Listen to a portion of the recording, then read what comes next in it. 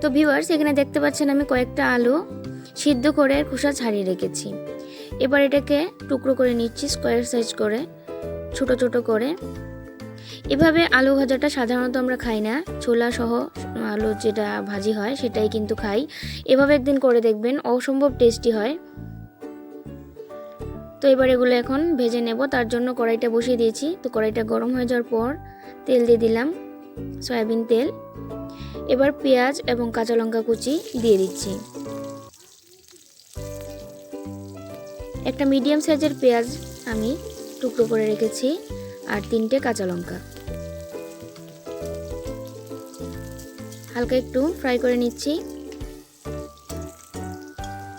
এবার টুকরো করা আলুগুলো এখানে দিয়ে দিচ্ছি।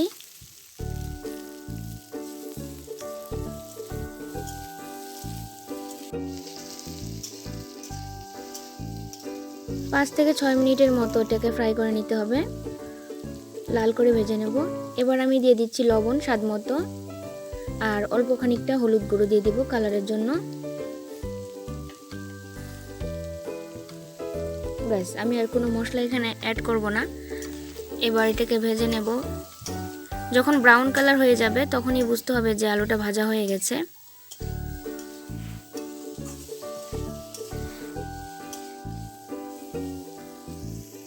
মিডিয়াম আঁচে 5 থেকে 6 মিনিটের মতো ভাজলেই এটা ভালোভাবে ভাজা হয়ে যায়।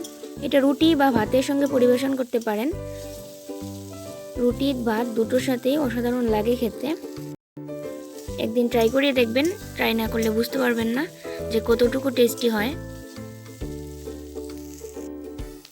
তো এটা আমার ভাজা হয়ে গেছে, দেখুন ব্রাউন কালার হয়ে গেছে। এবার এটাকে আমি নামিয়ে নিচ্ছি। তো আজকের এই ভিডিওটি যদি ভালো লেগে থাকে নিশ্চয়ই লাইক করবেন এবং আপনাদের সমস্ত মতামত কমেন্ট বক্সে জানাতে ভুলবেন না। আর আপনি যদি আমার চ্যানেলে নতুন হয়ে থাকেন তো এক্ষুনি আমার চ্যানেলকে সাবস্ক্রাইব করুন। তো আজকের মধ্যে এখানেই বিদায় নিচ্ছি। সবাই খুব ভালো থাকবেন, সুস্থ থাকবেন। আবার দেখা হবে নতুন কোনো রেসিপি নিয়ে। বাই।